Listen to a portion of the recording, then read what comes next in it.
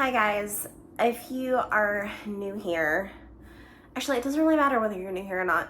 It's the first time any of you guys have seen my face.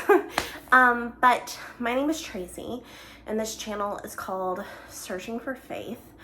And I started it just to kind of document what I was doing. I kind of felt like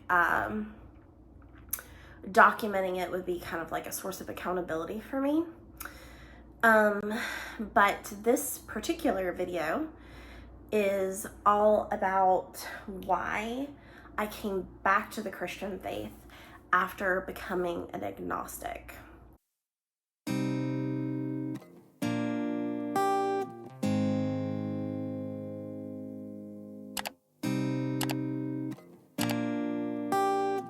So, diving in, this video is not a testimony, because that would take days. That would be a much longer video. I'm 42. I've had a life of experiences in and outside of the church, and yeah, that would take a while. So this video is more just about my journey to walking away and then finding my way back and why. So I grew up in the church. I grew up in a conservative evangelical church. I actually grew up United Methodist, which there's a whole nother, like, that could be another conversation, like what's happening in the Methodist church these days. But I grew up Methodist, the kind of family where, like, every time the doors were open, we were there. Like, church was a family. So honestly, the first, like, 10 years of my life, I have lots of pleasant memories about church. Church was fun. Church was, like I said, it was a family. There were get-togethers and events and parties, and, I love to sing, so I got to sing in church, and they're just like, it was, all of those memories for that first decade of church were good memories. The second decade of my life, things got a little more dicey. And like I said, I'm not going to get into, like, the ins and outs of, like, what happened in church and, like, what happened when and where I went and blah, blah, blah, blah, blah. Because, like I said, that would, like, take days. But we'll just say that, let's do, like, the testimony in a nutshell. I was confirmed, which is, like, another explanation, but you go through confirmation in the United Methodist Church. I was confirmed at 10, which meant that I acknowledged that I understood that I am a sinner and that Jesus Christ died for me. And I basically, like, said the statement of faith at that age and was, like, tap baptized like they do in the more traditional Methodist churches. And then I was, like, officially, like, saved at youth camp at the age of 12. Over the following years, I rededicated my life many, many times. And if you guys grew up in church, like, I'm talking about, like, about rededicating yourself. Like, it's like, you laugh because you're like, how many times did I get saved as a kid? But rededicated almost every summer of youth camp. But there were a lot of ups and downs to church. And there was a lot of hurt. I was hurt by purity culture, which could be, like, a whole nother video in and of itself. I was hurt by people. I was sexually harassed by 2 men in the church that were respected and loved. I'm not naming names in this video. I'm just sharing my story. And there were just a lot of confusing things that happened, that when I look back, I'm like, you just ask why. Like, why did those things happen? and I don't have an explanation. But yeah, so there was a lot of hurt, a lot of confusion, a lot of pain, a lot of judgment, and not a lot of compassion. That's a lot of what I saw in church. A lot of patriarchy. And I was made to believe as a woman or as a girl that my sole purpose in life was to get married and have children one day. And I was made to believe that I wasn't allowed to doubt. I wasn't allowed to question. I wasn't allowed to have thoughts of my own. I wasn't allowed to have a rebellious spirit, which I heard people use that term too many times. Unless I was meek and calm and quiet and sweet, then I was acting out and rebelling against God. And if I had doubts, then I was straying, or I was, the words we use in church, like all of the like terms they like to use, like riding the fence, you know, like you can't ride the fence, you got to choose one side or the other, or lukewarm Christian. Yeah. So at some point, me and my husband both slowly walked away from the church as a whole.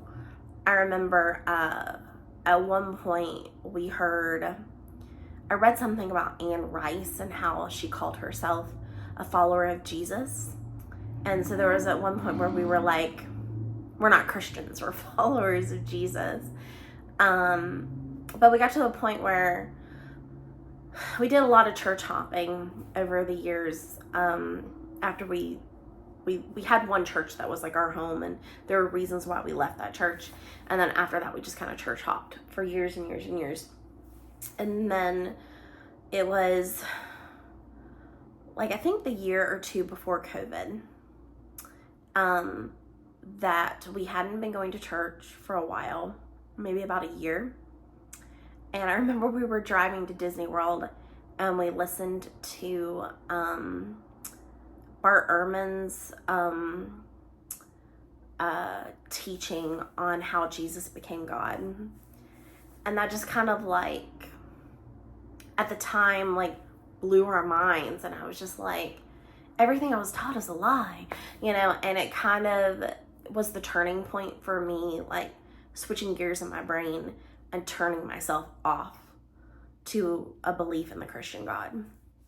Because I suddenly realized that I had this like realization that I didn't know whether I believed what I believed because of me, and it was my choice to believe what I wanted to believe because I knew that it was what I believed, or if I believed what I believe because it was what I was told to believe.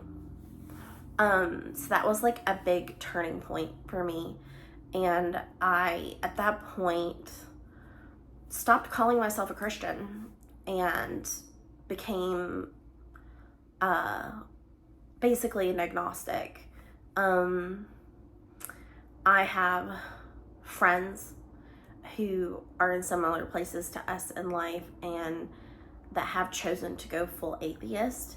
But I had not been able to relinquish a belief in a higher power or another something else. Like I knew there had to be something else, that there had to be another more. There just had to be more. I mean, it's like one of the, like where you look at the intricacies of like nature and things, and you're like, there has to be a creator, or feeling like there has to be more than like who I am as an individual person, or who we all are as individual people can't just be chance, but there has to be more. There has to be a soul. I was never able to let go of that belief that there is something else. So I always believed in a God. I just didn't know who that God was, or who is the true God, or if God cares. if he has any, you know, control or hand in anything that goes on at this point in time. So I just decided that I didn't care. That was basically what happened. I was like, I don't know, and I have no way of knowing.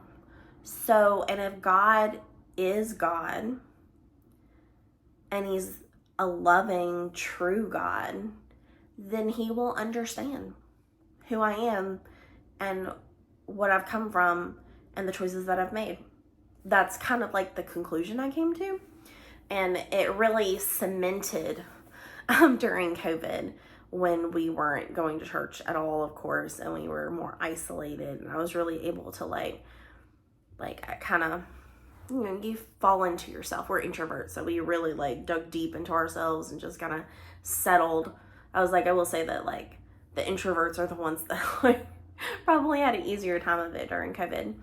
But yeah, during the isolation, I kind of like burrowed into myself and became more jaded, I guess, and more angry over everything that happened the first 25 years of my life. And I still feel a lot of anger over a lot of things that happened to me. But I'm trying, I don't think there's anything wrong with that. But I also don't want it to like control me. So I'm working through it. Okay, so now you know how I lost my faith. How did I come back to it? Or how am I working my way back to it? So, you know, I never lost a belief in a higher power. And before I fully walked away from Christianity, I had some family members who were in a really bad situation. And I was desperate for them to get out of that bad situation. And I had tried everything that I could in my power to get them out of it. And none of it worked. And some of it backfired, and I actually like hurt somebody I cared about by trying to get them out of that situation. But I had been praying in almost a pleading, negotiating, bargaining kind of way with God, that he would get my family out of this bad situation. And I essentially bargained with God that if you get them out of that situation, because you're the only one that can, if there's any hope, it's going to be you at this point, that I will come back to you. I will, return to Christianity. And I had been, even when I wasn't considering myself a Christian anymore, I was still praying that prayer. And about a year and a half ago, miraculously, that situation changed. It essentially forced these people out of this bad situation and into a much better one. And me and my husband both decided that we were going to hold true, or I decided I was going to hold true to what my bargain was. And my husband wanted to be supportive of our family in this new situation. So we've been going back to church to be with my family and be supportive of them in this new situation that they're in. And so we've been going to church again, like every other week for about a year and a half now. And I will say that I have started feeling something again. And one of the things that we have tried to distance ourselves from is the emotionalism of church and what we left. Although I did recently listen to a podcast episode where they were talking about how you can go too far with the emotionalism, but we also have to remember that we are naturally emotional creatures and that that's going to play a part in worship in some form or fashion. So it's like you have to have a balance, essentially, I guess. But we were wanting to like distance ourselves from that as much as possible. But I had some moments during church where I cried, where I felt something, and I started questioning things again. And I started remembering the reasons that I used to hold true to the Christian faith, even when I had doubts. And I wanted to go through some of those with you guys today. But basically, I am at a point where I still don't know. I don't know if the Christian God is the true God. I don't know if Jesus is God. I don't know if a lot of the Bible is true. I don't know if all of it is inspired. Like, there's a lot of like questions I don't know the answers to. But I am choosing to follow a path or a journey, go on this journey of discovering what I believe and why I believe it, and essentially develop my own statement of faith. So I realized recently that like I've never actually studied the Bible before. Like, and this is even like counting my Christian ministries major. Like I've never really like dug in and properly studied the Bible. I've prayer journaled a heck of a lot. Like I have journals and journals and journals full of prayer journaling.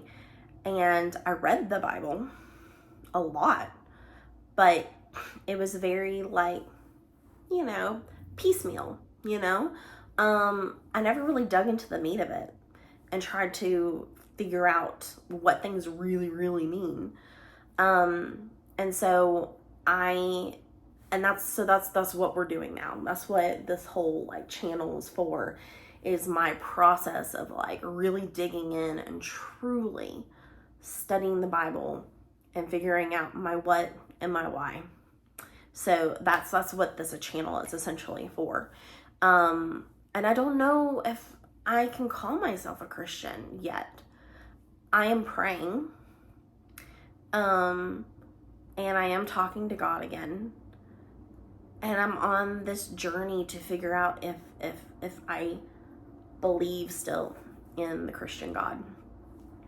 I will say that faith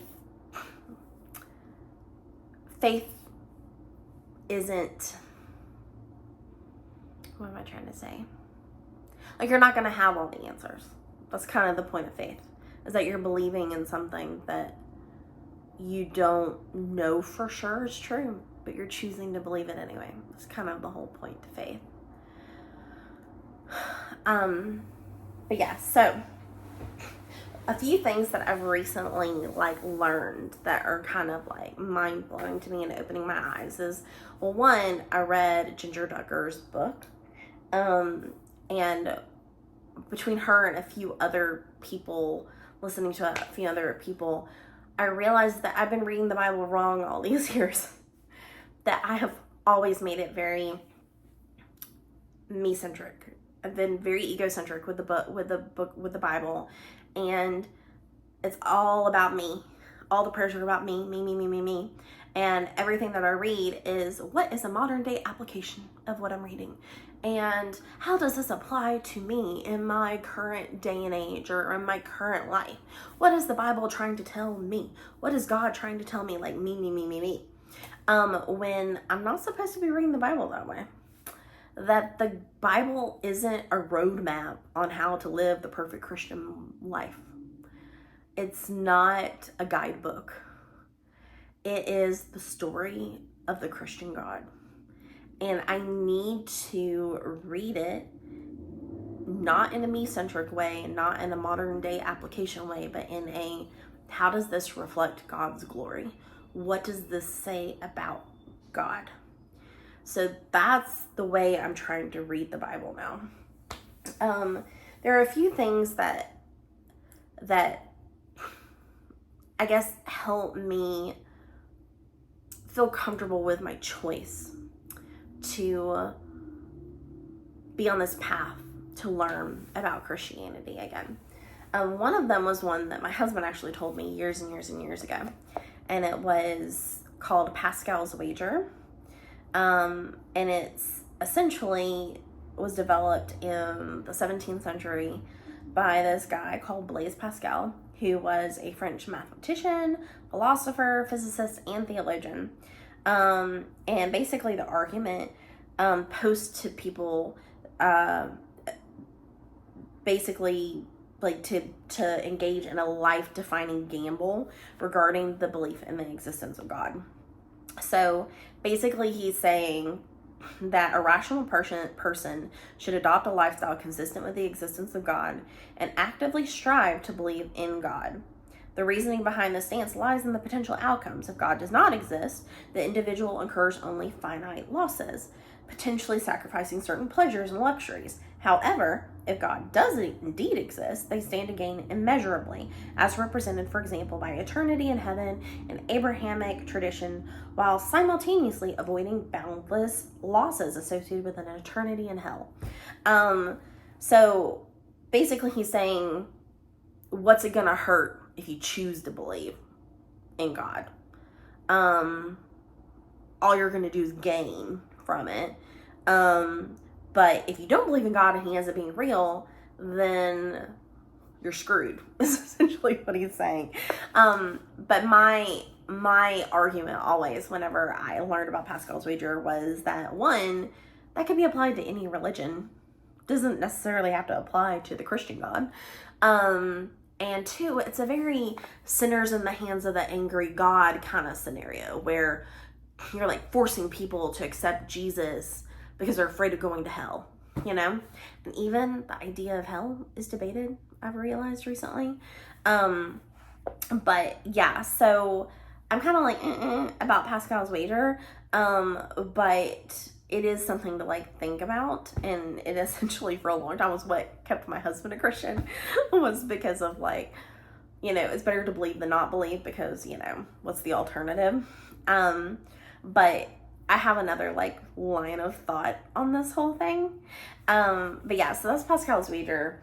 So another thing that, a couple of things are C.S. Lewis related. So if you want an introduction to apologetics, which I'm also trying to learn about, which is essentially defending, you know, the Christian faith. C.S. Lewis is a good, you know, intro to that. Although there's some other intros, there's podcasts. That Red Pen Logic guy is pretty good on YouTube for, you know, giving you like little bite-sized pieces of apologetics. But so one of my favorite things that always fell back on, even recently, like about a year or so before I became an agnostic, a family member asked me, how do you keep your faith in God even when things get hard and when you have doubts? And I said, because I felt him. I've had situations where I've felt God talk to me, where I felt God lead me. And those are still true, and I can share them with you in another video. But one of them is I always come back to Puddleglum's speech from the Chronicles of Narnia. So my favorite Chronicles of Narnia book is Silverchair. And I always go back to Puddleglum's speech in the Silverchair, which is very Pascal's Wagery. But Puddleglum gives this speech in Silverchair. It's like at the end of the book where they have finally found the lost prince and he's in this underground world and there's this evil witch. And, spoiler alert, evil witch. And she's trying to like put this spell on them to make them believe that the world that they're in, the underworld, is the only world, and that there is no sun, there is no Narnia, there is no Aslan, there is no grass, there is no like that world that you're imagining you're from isn't real. You just made it up. It's like this big like imaginary place, and the real world is where you are now. And so Puddleglum tries to fight against it. And they're all believing her. They're all falling under the spell, saying, it is a dream. There is no sun. And then Puddleglum says, Puddleglum was still fighting hard. I don't know rightly what you all mean by a world, he said, talking like a man who hasn't enough air. But you can play that fiddle till your fingers drop off, and still you won't make me forget Narnia, and the whole overworld too. We'll never see it again, I shouldn't wonder. You may have blotted it out and turned it dark like this, for all I know. Nothing more likely, but I know I was there once. I've seen the sky full of stars. I've seen the sun coming up out of the sea of a morning and sinking behind the mountains at night. Then I've seen him up in the midday sky when I couldn't look at him for brightness. And then it kind of rouses everybody else, and she like tells them, what's the sun that you're talking about? Like, and they try to describe it, and she's like, there is no sun, you guys. Like, and they try to come back to it, and they try to explain what the sun is, and she's like, you guys are so silly. There is no sun. And then they mention Aslan. They're like, but what about Aslan? There's Aslan. And she's like, there is no Aslan. What are you guys talking about? And so she just keeps like pulling them out of it. And then Puddleglum does something that is like really, really brave. And he like, but Puddleglum, desperately gathering all of his strength, walked over to the fire. Then he did a very brave thing. He knew it wouldn't hurt him quite as much as it would hurt a human, for his feet, which were bare, were webbed and hard and cold-blooded like a duck's. But he knew it would hurt him badly enough, and so it did. With his bare foot, he stamped on the fire, grinding a large part of it into ashes on the flat hearth, and three things happened at once. First, the sweet, heavy smell grew very much less, for though the whole fire had not been put out, a good bit of it had, and what remained smelled very largely of burnt marsh wiggle, which is not at all an enchanting smell. This instantly made everyone's brain far clearer. The prince and the children held up their heads again and opened their eyes. And the witch gets like super angry, and they all like, she freaks out. And this is the speech from Puddleglum that always like moved me and helped me keep a faith in what I believe. One word, ma'am, he said, coming back from the fire, limping because of the pain. One word. All you've been saying is quite right. I shouldn't wonder. I'm a chap who always liked to know the worst and then put the best face I can on it. So I won't deny any of what you said. But there's one thing more to be said. Even so, suppose we have only dreamed or made up all those things. Trees and grass and sun and moon and stars and Aslan himself. Suppose we have.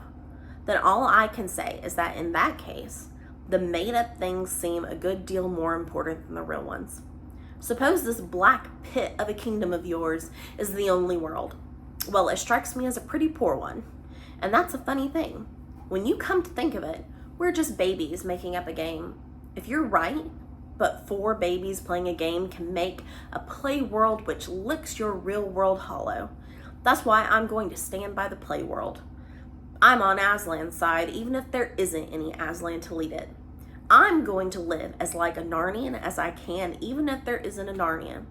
So thanking you kindly for our supper, if these 2 gentlemen and the young lady are ready, we're leaving your court at once and setting out in the dark to spend our lives looking for Overland. Not that our lives will be very long, I should think, but that's small loss if the world's as dull a place as you say.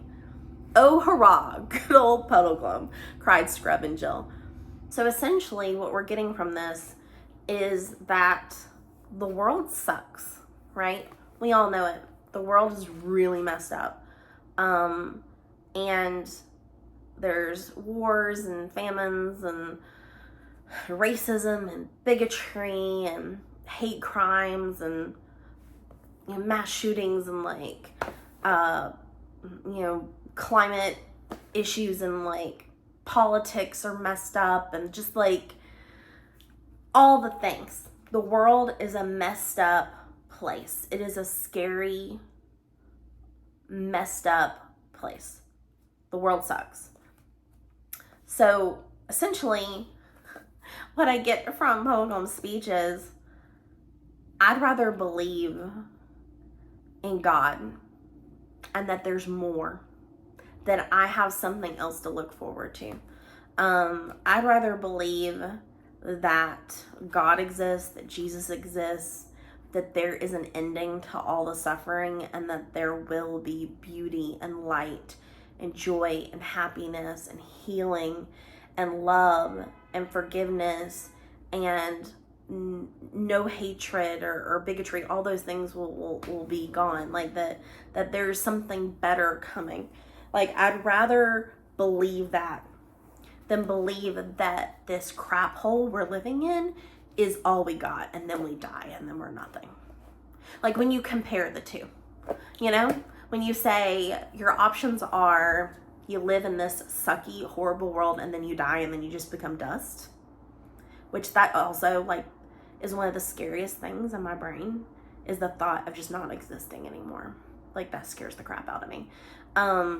Or to believe in the option that there is more, that there is a higher purpose, that we all have a better place that is coming, that Christ will conquer it all, and we will all live in peace together in a beautiful place one day. Like, that's the alternative.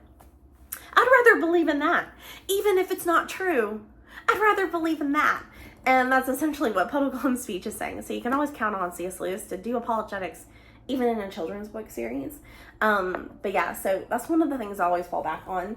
Another quote I love by C.S. Lewis is, he said, "If we consider the unblushing promises of reward and the staggering nature of the rewards promised in the Gospels, it would seem that our Lord finds our desires not too strong, but too weak.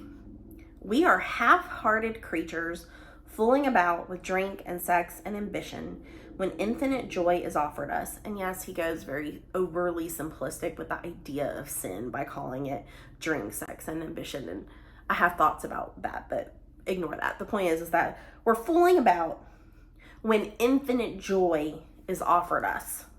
Like an ignorant child who wants to go on making mud pies in the slum because he cannot imagine what is meant by the offer of a holiday at the sea. We are far too easily pleased. So essentially what C.S. Lewis is saying there is that, like, what God has in store for us is so much more amazing than we could ever imagine. And we are content with our crappy world. We're content with our, and I'm not saying these things are innately bad. I do all of these things too. We're happy with our social media. We're happy with our TV shows, and we're happy with, you know, our indulgences and the things that we enjoy in life. Because I enjoy those things too. Like, I go to Disney World every year, and I love movies, and I love TV, and I love music, and I love to eat, obviously. And I love all these wonderful things that I'm trying to enjoy in life, right? But if I compare these indulgences that I enjoy now in life to what God is offering me, it's like so drastically different. We can like never like imagine how much better. We have no idea what God is offering us because we're so content in just our day-to-day life. So that's another thing that I love by C.S. Lewis. And one of the things that really made me want to film this video in the first place was that I saw this video by Faith Womack, who was reacting to videos by Maddie Zom, the singer. And I actually first saw a Maddie Zom video ages ago. It was the Funny Fat Friend video, which really hit home, coming from the girl who was the chubby friend that was always on the sidelines and was shy and insecure and all the things. That one like really hit home for me. But Maddie Zom obviously was raised in a conservative Christian church, similar to me. She had some very similar experiences. And honestly, when I watched the two videos by her, I think they're the If It's Not God is one of them, and then the one where she's like talking to her younger self. The If It's Not God is the one video, and then You Might Not Like Her, where she's like talking to her younger self. And her life experiences are very different from mine, so I can't claim to understand like what she's going through, and I don't even know what her current beliefs are. I don't know if she's left religion altogether, or if she's just found a different way, or if she's agnostic, or if she's atheist. Like, I don't know what her current belief system is, and I feel like you can't judge anybody for what their current belief system is. Like, that's between them and themselves, or between them and God, and you can't force what you believe on other people. Which is a whole nother video. I'm going off on a tangent there for a second. But I watched this video where Faith Womack from How to Faith a Life was reacting to those videos, and she was talking about how heartbreaking it was, and she basically was like talking to Maddie and like telling her that she can't rely only on herself, that she needs to rely on God, and that she apologizes for what the church did to her, and, you know, all of those things. And then I read all the comments under Faith's video, and all of the comments were talking about how they left the Christian faith because the church hurt them. Every single video was the church did this, the church did that. There was no mention of God anywhere. Nobody said anything about God. It was all church, church, church. Church did this, church hurt me this way. I had this experience in church. These people did this, church, church, church. Nothing about God. And I had an epiphany where I realized that God didn't fail me. The church failed me. God didn't fail me. People failed me. So yes, I am hurt. I am jaded by how I was treated from my background and my upbringing, and from people. People hurt me. The church hurt me. They failed me. I can't hold that against God, because God didn't fail me. I don't think God has anything to do with the actions of those people. I don't think God has anything to do with most of the evangelical churches. Like, I don't think God approves of a lot of the things that are being done in his name. I just don't think God sanctions or approves of any of the drastic measures and horrible things that people are doing in his name. Like, I don't think God has anything to do with that. And so that's one of the things that I realized, was that all these people that are leaving the church in droves aren't leaving the church because of God. They're leaving the church because of church. They're leaving the church because of people, because of the lies that they've heard, because of the false prophets that are in church and the false teachers that are in church. There's a lot of false teachers right now. They are hurt by church, and they have left church. And not all of those people that are leaving church in droves have never necessarily lost a faith in God. Those people may still be agnostic, or may still believe themselves to believe in a Christian God. They just don't want to have anything to do with church. And I'm kind of still in that camp, where church is hard sometimes. Even now going to church, there are moments where there are things that happen, or people that I encounter, that I'm like, this is making me nervous. I don't feel comfortable with this. But I'm dedicated, and I'm trying to see it through. So that's one of those realizations that I've had. So essentially, I am at a point where I am trying to find my way back to the Christian God, if he is the true God. And if he is, I think I will find him. I am trying to read through the Bible, and I'm trying to focus on it in a God-centric way and not a me-centric way. And I'm trying to see the glory of God. I'm trying to see God and find that truth. And if I choose to believe and have faith, I'm not going to have all the answers. And there are some things that I go back, I told you I watched that Bart Ehrman video, and it totally blew our minds and set us on this path of breaking down everything that we've been taught. But I re-listened to it now from a different point of view, and I realized there's a lot of holes in even Bart Ehrman's arguments. So nobody has all the answers. Even the people that say they have all the answers don't have all the answers. Nobody has all the answers. Nobody knows the true truth. We can say we know the truth and believe wholeheartedly that the Christian God is the true God. But at the end of the day, we're all going on faith, whatever we choose to believe. So I am choosing to believe right now that the Christian God is the true God. And I'm trying to find my way back to him. And I have doubts, and I have good days and I have bad days. And there's some days I have no desire to read my Bible, and other days where I just want to run to it. I will say it has been refreshing. I do feel like it's been feeding my soul. But yeah, and I have lots of questions. My pastor recently told me when I sat down with him and went through my first 2 pages of questions that I had for my journal, that he felt like the church failed a lot of us by making us believe that we weren't allowed to have questions, that we weren't allowed to have doubts. The church failed us in that way. And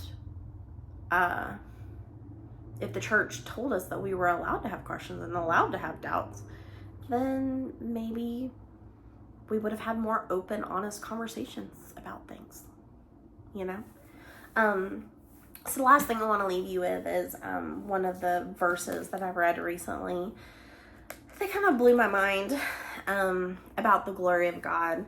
And this is from David, the last chapter of Chronicles. It's 1 Chronicles 29, where David is essentially like passing the mantle on to Solomon, and telling, you know, because David wasn't allowed to build the temple. Solomon was going to have to build the temple. So David is, you know, set everything up, prepared everything, and then handed it off and said, here, Solomon, take over. But so this is David's prayer from chapter 29 of 1 Chronicles. And this starts with verse 10. Then David blessed the Lord in the sight of all the assembly. David said, may you be blessed, Lord God of our father, Israel. From eternity to eternity, yours, Lord, is the greatness and the power and the glory and the splendor and the majesty. For everything in the heavens and on earth belongs to you. Yours, Lord, is the kingdom, and you are exalted as head over all. Riches and honor come from you, and you are the ruler of everything. Power and might are in your hand, and it is in your hand to make great and to give strength to all. Now, therefore, our God, we give you thanks and praise your glorious name. But who am I, and who are my people, that we should be able to give as generously as this? For everything comes from you, and we have given you only what comes from your own hand. For we are aliens and temporary residents in your presence, as were all our ancestors. Our days on earth are like a shadow without hope. Lord our God, all this wealth that we've provided for building you a house for your holy name comes from your hand. Everything belongs to you. I know, my God, that you test the heart and that you are pleased with what is right. I have willingly given all these things with an upright heart, and now I have seen your people who are present here giving joyfully and willingly to you. Lord God of Abraham, Isaac, and Israel, our ancestors, keep the desire forever in the thoughts of the hearts of your people, and confirm their hearts toward you. Give my son Solomon an undivided heart to keep and to carry out all your commands, your decrees, and your statutes, and to build the building for which I have made provision. Blessed be the Lord your God. So the whole assembly praised the Lord God of their ancestors. They knelt low and paid homage to the Lord and the King. So that just really blew my mind and reminded me of how big God is, and that it's he's more than I could ever fathom, I guess. So that's what I'm trying to discover. I'm trying to discover who God is and what the Bible has to say about him. So if you would like to come along with me on this journey as I figure this all out, then hit the subscribe button. And if you liked this weird rambling video about how I lost my vape and then I'm trying to find it again. Then hit the like button as well. Please don't come at me in the comments, okay? This is my individual belief system, my individual story. No two people are the same. We're not going to have the same opinions on things. Don't attack me, please. Be kind, be respectful. And if you have different beliefs, please share them. This is a non-judgmental, safe zone. So no matter what your walk is right now, if you're agnostic, if you're atheist, if you have lost your faith but you are trying to find your way back like me, or you were in church but you've left church but you still believe in God, whatever place you're at, if you're a different religion, whatever, this is a safe zone. So come, be respectful, and come along on this journey with me. So thank you so much for watching, and thank you for listening. And I hope some of you needed this, and that you get something good out of it. So, okay guys, thank you. Bye.